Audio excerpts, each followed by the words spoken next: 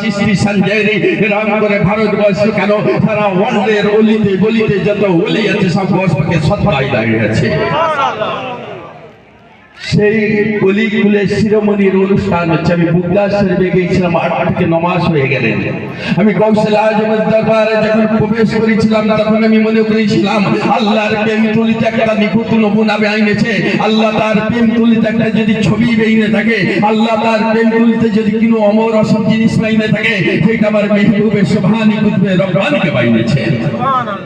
আমি গিয়েছিলাম বেশি দিন নয়, 8 থেকে 9 বছর। আমার মুর্শিদ যিনি সবের মুর্শিদ, আমার নবী বলেছেন শোনো, আমি যার মাওলা আলী তার মাওলা, আমি যার মুর্শিদ আলী তার মুর্শিদ। আমার হাত হলো আলীর হাত, আলীর হাতে যার হাত দেবে অলির হাত, অলির হাতে হাত দেবে যারা আলীর হাত, আলীর হাতে হাত দেবে যারা আমার হাত, আমার হাতে হাত দেবে যারা আল্লাহর হাত। সেই আমি আলীর মুশকিল কুশার দরবারে যে দেখেছি আল্লাহ পাক জান্নাত বাইনেছেন, জান্নাতের রোশনি, জান্নাতের খুশবু, জান্নাতের রূপ আমার নাজাপে মাওলা আলীর মাজার বাইনেছে।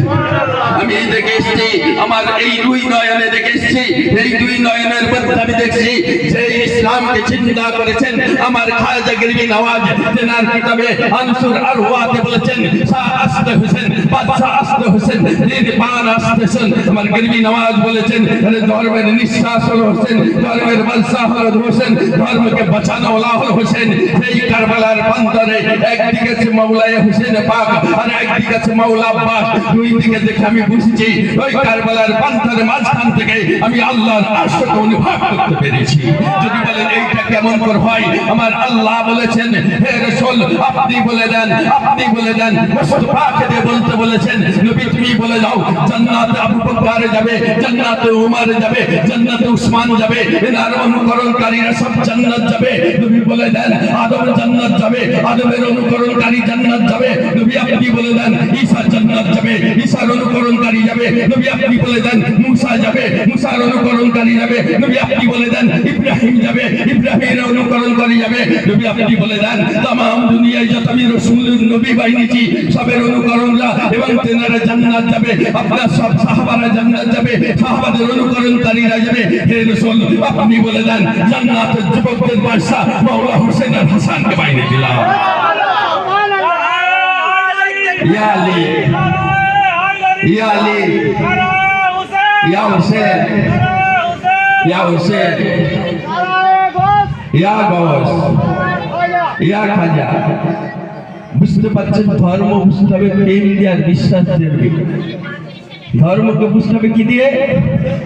আচ্ছা আল্লাহ আছে তো এক ও দ্বিতীয়, প্রেম রাখতে হবে, বিশ্বাস রাখতে হবে নাকি? কোরআন বলছেন ওয়াল আউয়াল ওয়াল আখির ওয়াল জাহির ওয়াল বাতিন। আল্লাহ বলেছেন আমি বাতিন, আল্লাহ বলেছেন আমি প্রশ্ন। আচ্ছা এখানে সায়েন্সের ছাত্র আছে, বিজ্ঞান দার্শনিক গণিতের ছাত্র আছে নিশ্চয়ই।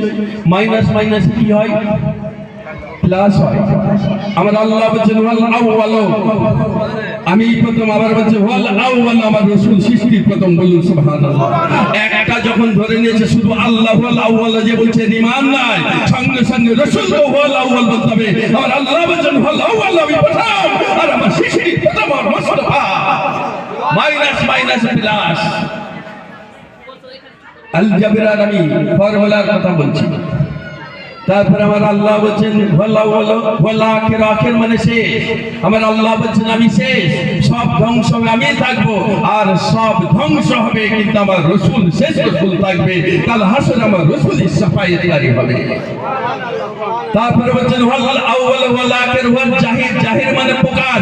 আমার আল্লাহ বলেন আমার নবীর হাত আমার না, আমার নবীর চোখ আমার চোখ, আমার নবী যা বলে ওটা আমি বলি, আমার রাসূল বলে না। নবী যা বলিয়েছে সব জাহিরি। এই জন্য আমার আল্লাহ বলতেন জাহিরি খোদা যদি দেখতে চাও মুস্তাফাকে দেখো।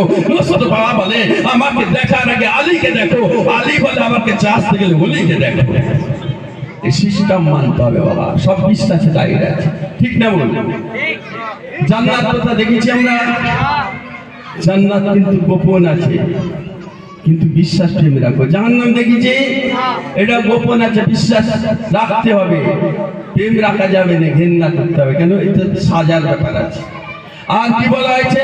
কিন্তু আল্লাহর কথার প্রতি প্রেম রাখতে হবে। আর কি বলা হয়েছে? 7 আসমান আছে তো, আমরা কেউ গেছি 7 আসমানে? কিন্তু আছে, বিশ্বাস প্রেম রাখতে হবে। আমাদের বলতে হবে সাত জমিন আছে তো, বিশ্বাস রাখতে হবে। আমাদের কি মনে হয়েছে যেখানে যেখানে আছে আরশু আজিম লাহ মাহফুজ সিদরাত মুনতাহা মাকামে মাহফুজ সব, কিন্তু আমার রাসূল সব দিকে এসেছেন, বলুন সুবহানাল্লাহ। মিরাজে গিয়ে প্রথম আসমান দর্শন করছে, দ্বিতীয় আসমান দর্শন করছে, তৃতীয় আসমান দর্শন করছে, চতুর্থ আসমান দর্শন করছে, পঞ্চম করছে, সপ্তম করছে, সে সাত আসমান করছে, আরশ গেছে, আজিমে গেছে, লাহ মাহফুজ গেছে, সিদরাতুল মুনতাহা গেছে, মাকামে মাহমুদা গেছে, আল্লাহর আরশ গেছে, আল্লাহ দিদার করেছে। সতর বড় গায়েব হলো আমার আল্লাহ, তার সাথে রাসূলের দিদার হয়েছে। এর থেকে আর বড় গায়েব নবীর কি জানা আছে বলুন তো? আছে আর কাউর কোনো জানার? যে আরশ হলো আল্লাহর গোপন তত্ত্ব নবী দেখেছেন, ওই জান্নাত গোপন তত্ত্ব নবী দেখেছেন, জাহান্নাম গোপন তত্ত্ব নবী দেখেছেন, সিদরাতুল মুনতাহা গোপন তত্ত্ব নবী দেখেছেন, মাকামে মাহমুদা নবী দেখেছেন। আমার রাসূল আসমান থেকে জমিনে যাবতীয় যা আছে আমার রাসূল সব দেখেছেন, আমার রব সব দেখেছেন। এই জন্য দেখেছেন আল্লাহ বলে নবী রে, আমি বাতিন আছে, তুমি জাহির আছো, বাতিন জাহির এক হয়ে যাবে। আমি হব রহমানুর রহিম আর তুমি হবে রাহমাতুল লিল আলামিন। সেই ঘরানা বাদশাহ পিরানে পীর দস্তগীর আব্দুল কাদের জিলানী মেহবুবে সুবহানী কুতুবে রব্বানী, আর এনাদের আওলাদ যেখানে আছে তাদের তাজিম করা হলো ঈমান, বলুন সুবহানাল্লাহ। সৈয়দদের পর মোহাব্বত রাখা হলো কি? ঈমান। আলে রাসূলের উপর মোহাব্বত রাখা ঈমান। নবীর যদি কোনো আওলাদকে দেখেন সেখানে দেখা আপনার ঈমান এবং দেখা ইবাদত। তাদের কাছে গিয়ে তাদের কাছ থেকে দোয়া চাওয়া, দোয়া নেওয়াও ইবাদত, কারণ তিনারা হলো আলে রাসূল। আলে রাসূলদের সম্মান আলেমদের বেশি না আলে রাসূলের সম্মান বেশি? ভাই কোন আলেম টেক খাবে না। যদি ওলি হয়ে থাকে, আলে রাসূল যদি না হয় কোন ওলি থাকে, সেই ওলির আলে রাসূলকে মহব্বত করতে হবে, বলুন সুবহানাল্লাহ। আর পৃথিবীতে যত আলেম ওলামায়ে দ্বীন আছে তাদেরও মহব্বত করতে হবে আমার রাসূল পাকের আলকে। কোরআন বলছেন নবী আপনি বলে দেন, পরিষ্কার করে দেন, হে রাসূল আপনি বলে দেন, আমি তোমাদের কাছে দৌলত চাই না, গাড়ি চাই না, বাড়ি চাই না, আমি তোমাদের কাছে ওই আমার অর্থ চাই না, আমি তোমাদের কাছে ঘোড়া চাই না, আমি তোমাদের কাছে সম্পদ জমি চাই না, আমি মুস্তাফা আমি চাই আমার আলেদের মহব্বত করো। যদি আমার আলেদের মহব্বত করো অবশ্যই তোমাদের সাথে আছি, জান্নাত আমার সাথে যাবে। শুধু তোমাকে আমাকে নাই, तमाम দুনিয়ার মানুষকে যে আলেম থেকে নিয়ে আর জালেম পর্যন্ত সকলকেই বলেছেন আলে রাসূলকে মহব্বত করো। আর আলে রাসূলের আছে কি অনুষ্ঠান আছে, আছে কি না? তাহলে আলে রাসূলদের মহব্বত করা কি কি ইবাদত। ইবাদত বললে হবে না আমল, আর ঈমান এক করলে হবে না। হবে ভাই? আমার ভাইজান সিলসিলার মধ্যে আছে, আরো অন্য ইমাম দেখলেন। আচ্ছা ভাই, নেন বিয়ে হারাম না হালাল সবাই তো জানে নাকি? আর খাওয়া কি?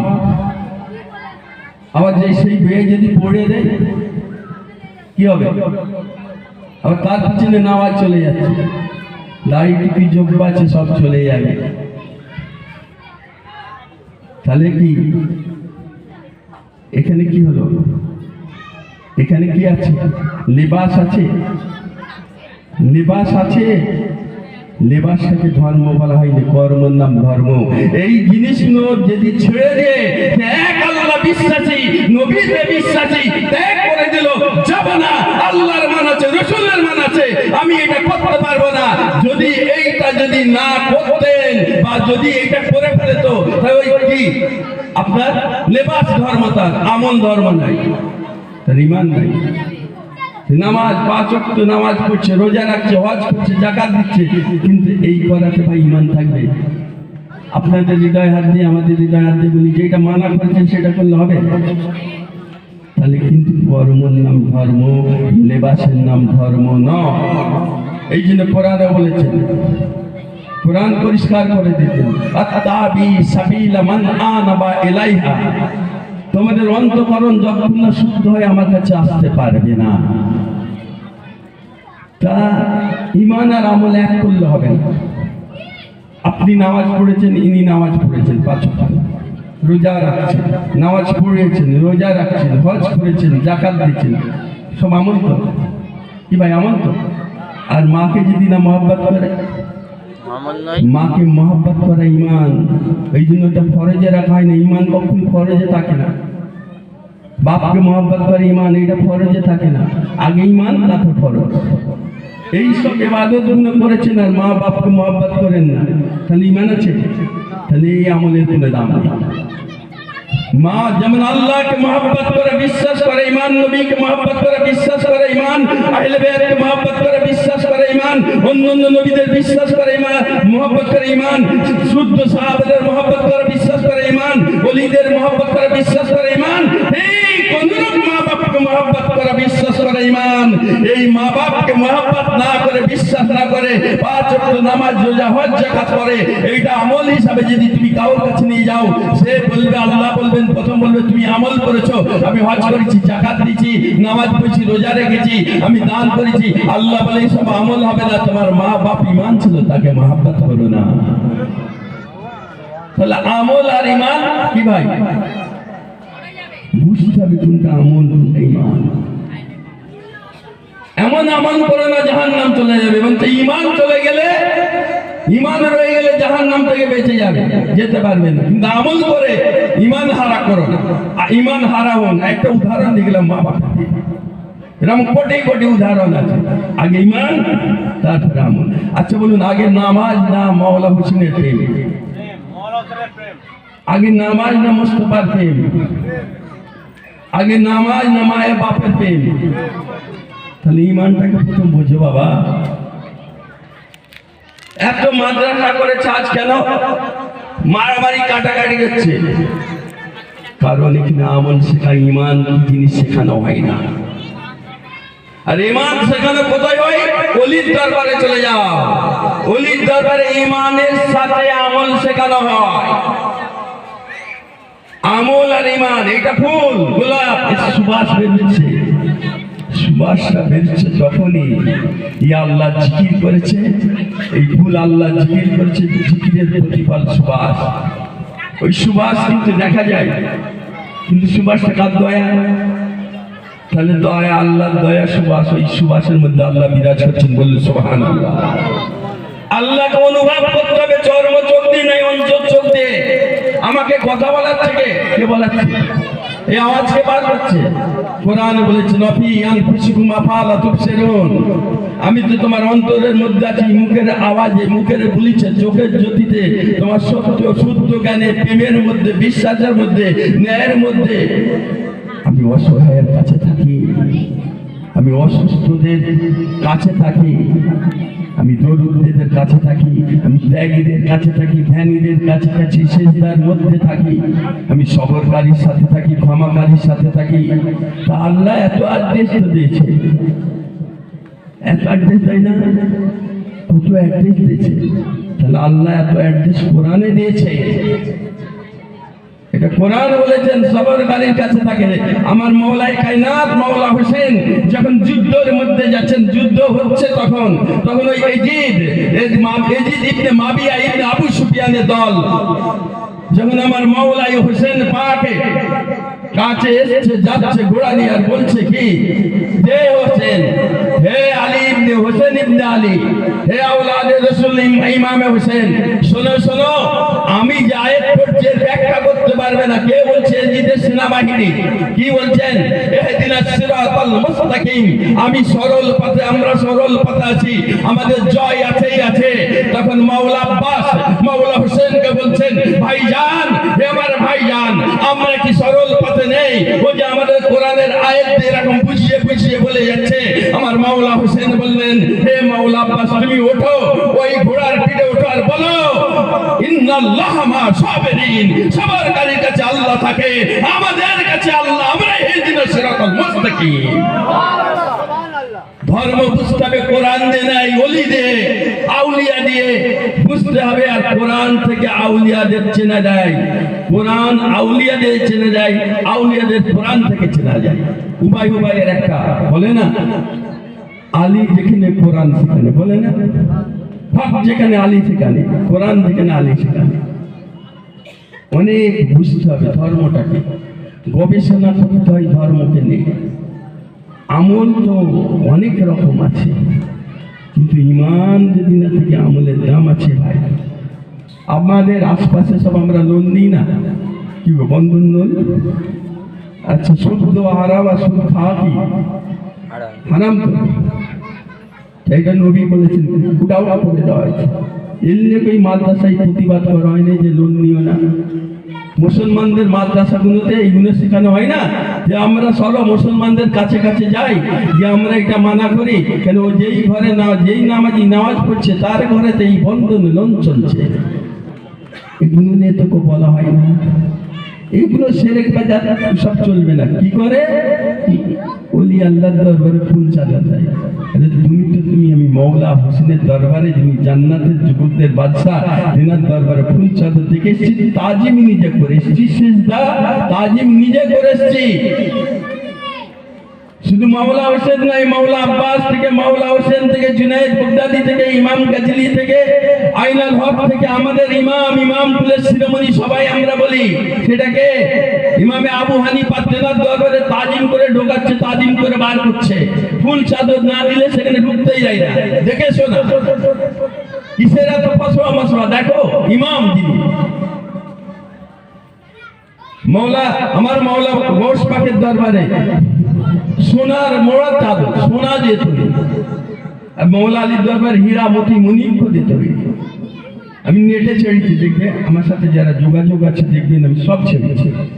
লাখ লাখ কোটি কোটি লোক যেখানে জিয়ারত করেছে, সেই আহলে বাইতের কদম তালের সমগ্র ইসলাম ধর্ম দাঁড়িয়ে আছে। এ হলো ওয়াহাবিদের চক্রান্ত। ওখানে অনেকগুলো নবী আছেন, নবীদের দরবারেও ফুল চাদর দেখেছি ইরাকে, আর আজ দুবাইয়েও দেখেছি। ওদের যে আপনার আবু দাউদে একটা মসজিদ আছে, এই মসজিদের নাম যারা দুবাই আছে জানেন, মসজিদের নাম কি? আল জিয়াদ মসজিদ। ওপরে মসজিদ, নিচে বার, নিচে সব মদ খেয়ে ঘুরছে। আমি নিজে দেখেছি, ভিডিওটা দেখেছি। ওটা তো মুসলিমদের। আরবে হচ্ছে, আরবে কি হচ্ছে দেখেছো? মক্কা মদিনা থেকে আরব। বুঝতে হবে দার্শনিকের দরবার। একটা অ্যালবাম বই আছে, আপনার নেটে দেখেন, মদিনা অ্যালবাম, আরব সরকার প্লাস বাংলাদেশ সরকার এটাকে বার করেছে। নবী পাকের রওজাতে ফুল চাদর আছে, এবং চাদরে সূরা ইয়াসিন লেখা আছে। আরব সরকার প্রিন্ট করা বইয়ের নাম বলে যাচ্ছে। সব ওয়াহাবিদের চক্রান্ত পড়েছে। আচ্ছা ভাই, আমরা আপনাদের এখানে হাজি আছে তো, যখন হাজ করেন তাদের হাজি বলেছিলেন, বলা হয় না হজ করে আসার পর? আচ্ছা, প্রথম হজ করেছে কে? প্রথম হজ মুহাম্মদ সাল্লাল্লাহু আলাইহি ওয়াসাল্লাম। মানে হজ তো ইব্রাহিম আলাইহিস সালাম করেছেন, সবাই করেছেন, কিন্তু মুহাম্মদ সাল্লাল্লাহু আলাইহি ওয়াসাল্লাম হজটা ফরজ করেছেন। তো তাহলে প্রথম হজ কে করেছে? মুহাম্মদ সাল্লাল্লাহু আলাইহি ওয়াসাল্লাম করেন না? তাহলে মুহাম্মদ সাল্লাল্লাহু আলাইহি ওয়াসাল্লাম যখন হজ করেছে, তা হাদিসে একটাও লেখা হলো না হাজি মুহাম্মদ মুস্তাফা? এরা হজ করে এলে কেন বলা হয় হাজি হাজি হাজি? তাহলে মুহাম্মদ সাল্লাল্লাহু আলাইহি ওয়াসাল্লাম থেকে বড় হাজি? হযরত উমর ফারুক হজ করেছেন, হাজি উমর ফারুক লেখা হয় না কেন? হযরত আবু বকর হজ করেছেন, হযরত আবু বকর হাজি, তবে আগে হাজি আবু বকর দেওয়া হয় না কেন? হযরত আলী তো হজ করেছেন, মাওলাই কায়নাত মাওলা আলী, তা লেখা হয় না কেন হাজি হযরত আলী মুশকিল কুশা? কোথেকে এসেছেন? আবার কিরকম বলে কোরআন খতম করতে গিয়ে শিখেছো? কোথেকে কসম থেকেছো? যেখানে কোরআন বলছে অনন্ত অসীম প্রেমময় তুমি বিচার দিনের স্বামী। আল্লাহ বলছেন কোরআনকে অনন্ত অসীম প্রেমময় জিনিস, বিচার দিনের স্বামী, আল্লাহ বিচার করবেন। কোরআন কি অনন্ত অসীম? তো অসীম আবার তাকে খতম করা যায়? একটা গুন্ডাকে কিছু ছেলে বললো যা, তো নেতা বললো যা, ওকে খতম করে যায়। এসে বললো হুজুর খতম করে দিচ্ছে। কেস কামারি হলে কি হয়? বললো জায়গাতে ওকে হেরে খতম করে দিচ্ছে। আর এরা প্রতি বছর খতম করছে কোরআন। আল্লাহ কোরআনে বলেছেন, হে আমার নবী মুস্তাফা মুর্তজা আহমদ মুহাম্মদ, আমার বন্ধু আপনি বলে দেন, হাবিবুল্লাহ বলে দেন, পৃথিবীর মানুষকে নাই সৃষ্টি জগৎকে বলে দেন। কোরআন তো আমি সৃষ্টি জগতের জন্য দিয়েছি, জিনিস ইনসানের জন্য আমি কোরআনকে গবেষণা করার জন্য দিয়েছি। কোরআন হলো গবেষণার জন্য, আমলের জন্য নাই। গবেষণার মধ্যেই আমল রয়েছে। কোরআন বলছেন ইয়াসিন আল কোরআন আল হাকিম ইন্নাকা লামিনাল মুরসালিন ওয়ালা সিরাতিহিম মুস্তাকিম। আমি বিজ্ঞানময় কোরআন তোমাদের কাছে দিলাম, আমি তোমাদের মধ্যে একটা রাসূল দিলাম, আমি তাকে ইহদিনাস সিরাতাল মুস্তাকিমের প্রতিষ্ঠাতা করে দিলাম। আল্লাহ যখন বলছে কোরআন শুধু বিজ্ঞান, এখান কোরআন থেকে গবেষণা করতে হবে, তাহলে গবেষণার মধ্যে আমল লুকিয়ে আছে। ঠিক না ভুল কে বলুন, কোরআন মানবেন না এনাদের কথা মানবেন। প্রত্যেকটা আমল যুক্তি সব। একটা অসহায় মানুষ খিদার্ত, তার পাগল হয়েছে, খাচ্ছে না, তাকে যদি এক পেট খাইয়ে দেন, এটা বিজ্ঞানসম্মত নয়? তার যদি ওষুধের প্রয়োজন হয় ওষুধ দিয়ে দেন, তাহলে এটা কি আমল নাই? এই আমল দেখা শিখে তোতা পাখির মতো ভোরবেলায় বলছে ভোর হলে উঠে পেলো, বৈকালেও বলছে ভোর হলে উঠে পেলো, সন্ধ্যেবেলায় বলছে ভোর হলে উঠে যাও, রাত্রিও বলছে ভোর হয়েছে উঠে পড়ো। তার মানে ভোর সম্পর্কে অবগত নেই, ভোর কি জিনিস জানে না, বলতে জানে। আমল হচ্ছে বাস্তবায়িত করতে হবে। আমল আমি বুঝতে পারবো আমার আল্লাহ খুশি কিনা।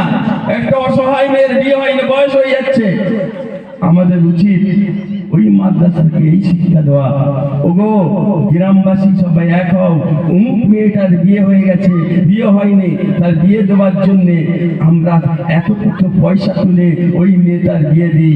এইটাই হলো ইমামদের আলেমদের কাজ, তারা বাস্তবায়িত কাজটা করে দেখাবে আমল, এবং বড় যে আলেম তার প্রমাণ দেখাবে।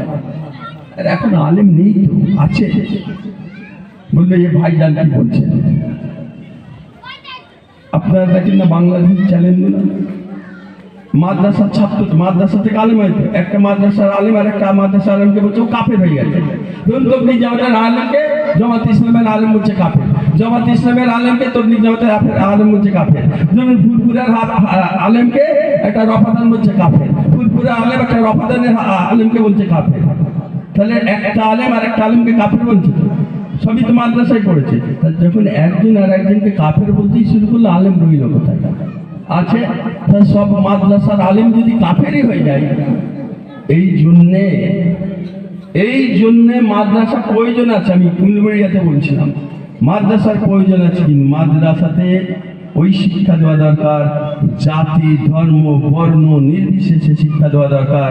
যে মাদ্রাসা এমন শিক্ষা হোক, যেমন স্কুল কলেজে শিক্ষা হচ্ছে যে দেশের সেবা করো, রাষ্ট্রের সেবা করো, চাকরি করো, মানুষের সেবা করো, সেই সব শিক্ষা কিন্তু মাদ্রাসায় দেওয়া দরকার আছে। যার মধ্যে আমল ভরপুর রয়েছে, সেইগুলো দেওয়া হয় না। যার জন্য মাদ্রাসার একটা শিক্ষককে একটা আলেমকে কাফের বলছে, তার কারণও আছে। আমার নবী 10 বছর রাষ্ট্র চাইলেছে, একটা মাদ্রাসা করেন না। কোরআনে মাদ্রাসার কথা নেই, দেখাতে পারবেন না। ইলম অর্জন করতে হবে, এটা আমার কোরআনে বারবার বলা আছে, হাজার বার বলেছে ইলমে শিক্ষা করতে হবে। আবার ইলমের ব্যাপারেও বলেছেন আল্লাহ পাক যে তোমাদের বিজ্ঞানময় জ্ঞান অর্জন করতে হবে। আর আমার রাসূল 10 বছর রাষ্ট্রনায়ক ছিলেন, একটাও মাদ্রাসা বানান না। হযরত আবু বকর 2 বছর 3 মাস রাষ্ট্রনায়ক ছিলেন, একটাও মাদ্রাসা বানান না।